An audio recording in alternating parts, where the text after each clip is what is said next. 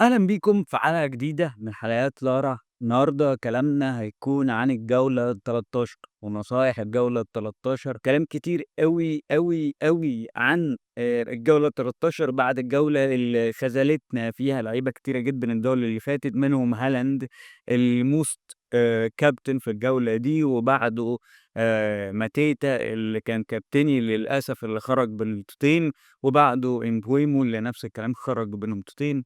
الكابتنز كلّهم بوّظوا الدنيا. كل ده هنتكلّم عنه في حلقة النهارده، ولكن قبل ما ندخل في حلقة النهارده ما تنسوش تدعوا لإخواتنا في غزة وفلسطين والقدس والسودان، ربنا يرحم الشهدا ويثبّتهم وينصرهم عن قريب إن شاء الله، وخلّونا ندخل في الحلقة.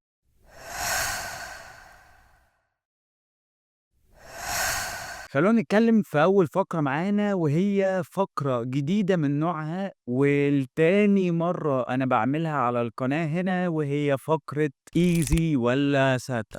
easy والّا ساتا في فريق أرسنال. أنا شايف بصراحة إن الاتنين مش مهمين في فريقك بصراحة، بصراحة، بصراحة، رغم فكرة الownership بتاعة ساكا العالية، ورغم فكرة إن easy اللي لسه جايب هاتريك أو مساهم في الجولة اللي فاتت بشكل من النُقط 20 نقطة تقريبًا، وهي أكبر عدد من النقاط اللي خدها easy. فأنا شايف إن بصراحة كفاية أوي لحد هنا.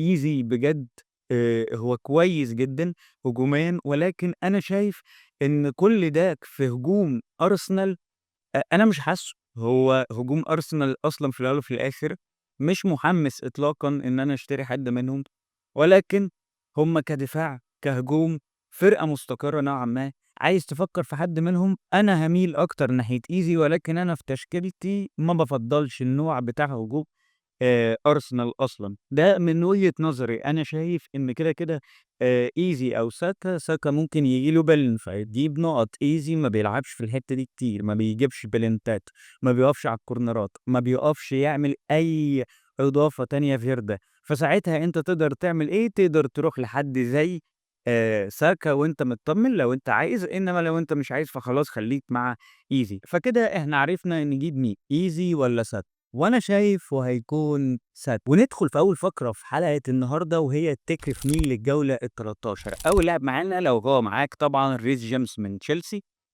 غير مسموح بيه طبعًا.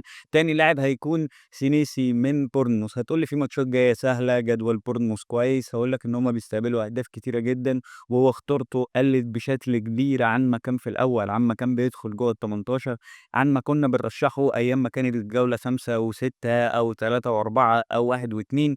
أيًا كان في فورمته اللي فاتت، أنا شايف إن سينيسي خلاص وقته انتهى، أو سيانسي أيًا كان نطقه يعني، وقته انتهى في تشكيلة. تالت فرقة معانا وهي فرقة ليفربول. فرقة ليفربول كل شوية نسيب صلاح، يرجع صلاح يهدف، نسيب صلاح يرجع إيكيتيكي، ولذات المنافسة بينهم تولّع جولة جولتين، وإحنا مترددين. ليه؟ علشان فكرة إن ليفربول فرقة جامدة جدًا، وليفربول فرقة يعني من الtop 6، فإزاي هي كده؟ فإحنا منتظرين منها العودة اللي تخلّيها ترجع بشكل كويس. بس أنا شايف في الأول وفي الآخر إن ليفربول غير مستقرة إطلاقًا. مهما يعملوا أنا مش هاجيب فان دايك، مهما يعملوا أنا مش هاروح مكان جابرييل أروح أجيب حد زي فان دايك. أنا شايف إن خلاص الحتّة هنا انتهت، وأنا شايف إن الفترة دي هي فترة أي لعيبة تانية غير لعيبة ليفربول. فلو أنا بارشّح لك أي حد غير لعيبة ليفربول، هاقول لك إن لعيبة ليفربول خلّيها من آخر اللعيبة اللي أنت تروح تشتريها، وما تفكّرش أصلًا إنّك تشتريه. فلو حتى عندك أي دفاع من دفاع ليفربول بيعه، ولو أنت لسه جايب فان دايك أو كده بيعهم.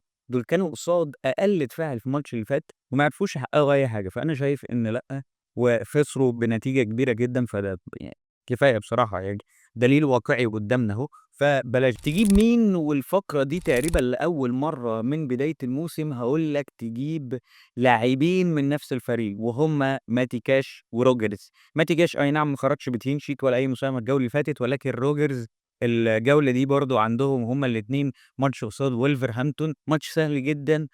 دفاع وولفرهامبتون بدنيًا مش مستقر إطلاقًا، برضه مش مركّزين. الفرقة ذات نفسها بتاعة وولفرهامبتون مش مستقرة خالص. فأنا شايف إن فرقة زي فرقة وولفرهامبتون هي مثال لأي خصم لو أنا بالعب قصادهم هابقى مركّز جدًا، جدًا، جدًا على اللي بيلعب قصاد فريق زي وولفرهامبتون، فأنا ممكن أروح لحد زي روجرز خصوصًا إن هو الجولة اللي فاتت ساهم بشكل كويس جدًا، جدًا، جدًا. لو أنت بقى محتار في حد في الهجوم وعطلان في حتّة كده معيّنة، فأنا بافضّل مينتيه لو موجود معاك روح له، غير مينتيه لو أنت عايز تروح لحد زي ويلبك روح لحد زي ويلبك. غير كل ده وده بقى عندنا آخر لاعب معانا في فقرة تجيب مين وهو تياجو من برنتفورد، هو المهاجم الأمثل بعد هالاند دلوقتي. وكل فترة إحنا بنغيّر في المهاجمين، يعني هتلاقي ماتيتا طلع فترة، هتلاقي فولتامت طلع فترة، فأنا شايف إن دي فترة تياجو من برنتفورد هي دي فترته. نخش في آخر فقرة معانا وهي فقرة تصبر على مين؟ تصبر على مين؟ هاقول لك على ال4 لعيبة تصبر عليهم، أول لاعب معانا هيكون ماتيتا من كريستال بالاس، تاني لاعب هيكون إسماعيل صار من كريستال بالاس، الاتنين دول الماتش اللي فات لعبوا بشكل نوعًا ما مقبول، ولكن لو هُم معاك اصبر عليهم، لو مش معاك ما تشتريهمش وخلاص الجولة دي تقريبًا آخر جولة نصبر عليهم فيها، وأنا شايف لإن أنا معايا واحد زي إسماعيل صار هو بيضيّع، بييجي له فرص حلوة، بس أنا شايف لو اتباع هيكون يعني شكل كويس نوعًا ما.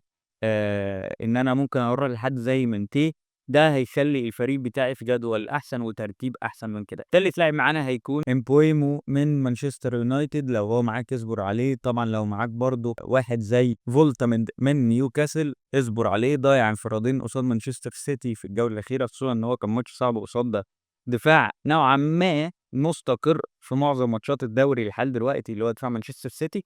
أنا شايف دول ال4 لعيبة اللي أنت تصبر عليهم لو لسه معاك، إلا صار لو أنت عايز تبيعه، أنا معاك برضه باقول لك بيعه، بس أنا بافضّل ومايل بنسبة 60% ل40%، لو هو ما عملش حاجة الجولة دي، هيكون الجولة الجاية بنسبة كبيرة جدًا بابيع إسماعيل صار وباخرّجه من تشكيلتي. آخر حد حابب أتكلم عنها وهي الTriple Captain، الTriple Captain الجولة الجاية ممكن ناس كتيرة جدًا تفكّر فيها زي إيرلينج هالاند هيكون قصاد ليدز يونايتد، فأنا شايف إن إيرلينج هالاند مهم جدًا، جدًا، جدًا.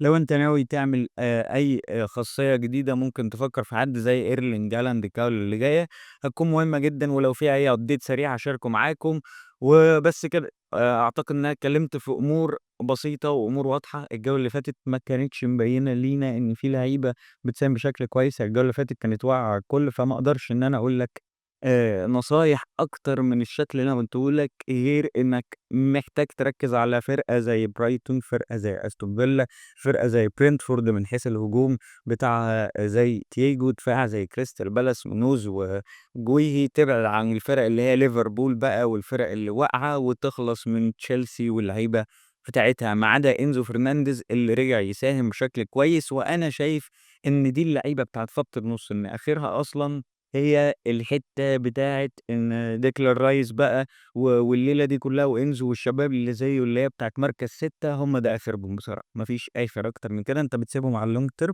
وهو بيجيب لك نُقط زي ما هو عايز. بس كده، دي كانت حلقتنا النهارده، لو الحلقة عجبتك ما تنساش تعمل share ولايك وسبسكرايب وتفعّل الجرس عشان يوصلك كل حلقاتنا الجديدة، لو عجبتك الحلقة اعمل لايك، وبس كده كان معاكم لينو من قناة القرعة، سلام.